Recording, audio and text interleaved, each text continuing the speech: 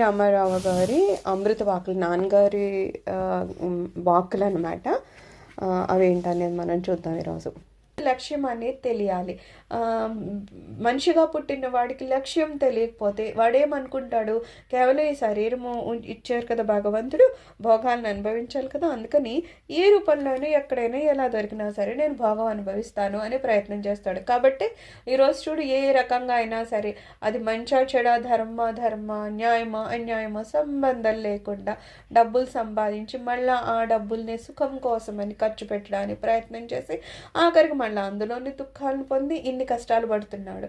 ఎందుకంటే అసలు లక్ష్యం ఏంటో తెలియకపోవడం వల్ల. ఇక్కడ మనకి ఏమంటారు, ఎప్పుడైతే గురుపాదాలను పట్టుకుంటామో ఆయన మనకి జీవిత లక్ష్యం ఏంటో చెప్తారు. లక్ష్యం ఏంటి? భగవంతుని పాదాలు పట్టుకోవడం, భగవంతుని నామస్మరణ చేయడం, ఆఖరికి ఆ భగవంతునిలోనే లీనమైపోవడం కదా. సో అలా మనం ముందు తెలుసుకోవాలంటున్నారు. ఇంతకుముందు ఎన్ని జన్మల్లోనే చేసిన పాపాల యొక్క ఫలితాలను మనము కష్టాలుగా నష్టాలుగా భరిస్తూ ఉంటాం కదా. అయితే సాధనలో ఉన్నవాడికి, సాధనలో లేని వాడికి అదే కష్టం అదే నష్టము వచ్చినా సరే వాళ్ళ అనుభవాల్లో మాత్రం తేడా ఉంటుందన్నమాట. కాసింత కష్ట నష్టం వస్తే సాధనలో లేనివాడు లబోదిబం అని ఏడుస్తాడు, కొన్ని వందల రెట్లు ఎక్కువ బాధపడిపోతాడు. అదే సాధనలో ఉన్నవాడు చాలా తేలిగ్గా అదే బాధని నా ప్రారంధం ఇలా ఉంది అని అనుకుంటాడు. రెండోది ఏంటి, అదే దాన్ని భగవంతుడు కావాలనుకుంటే ఏదో పాముతో ఖర్చేది చీమతో ఖర్చేటట్టు చేస్తాడు అంటారు కదా.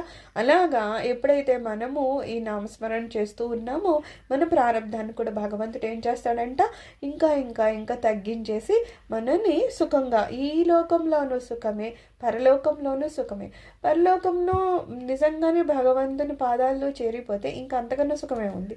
ఆ పరమాత్మ నామంలోనే అంత సుఖం ఉన్నప్పుడు, ఆ భగవంతుని చేరాలనుకునే ఆలోచనలోనే అంత సుఖం ఉన్నప్పుడు, నిజంగా ఆ భగవంతుని పాదాలను చేరిపోయాక ఇంకా ఏమన్నా కష్టము దుఃఖము ఉంటాయా? ఏముండవు కదా.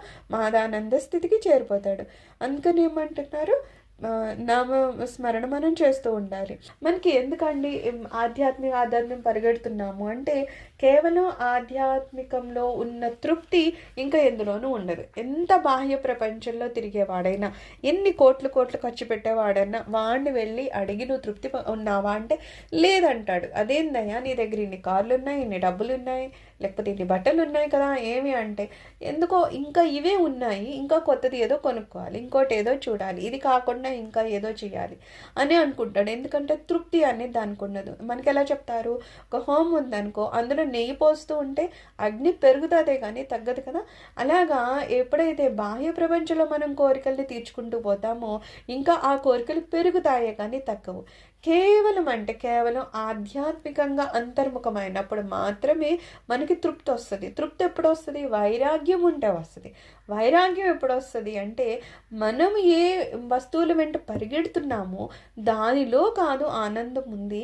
ఇవన్నీ వదిలేసి ఏకాంతంగా ఉండి నాలో నేను, నా సహజ స్థితి అయిన మాదానంద స్థితిలో చేరుకుంటే అక్కడ మాత్రమే నేను ఆనందాన్ని పొందుతాను, అక్కడ మాత్రమే నేను తృప్తిని పొందుతానని తెలుసుకొని ప్రయత్నపూర్వకంగా దాన్ని అనుభవంలోకి తెచ్చుకుంటే అప్పుడు మాత్రమే తృప్తి పొందుతాడు.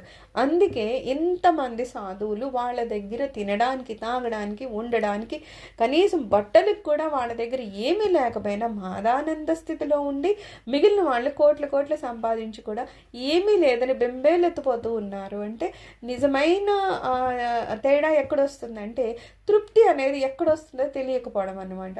బాహ్య ప్రపంచంలో నువ్వు ఎంత అనుభవించినా సరే దాంట్లో తృప్తి రాదు కదా, ఇంకా అసంతృప్తి పెరిగిపోతుంది.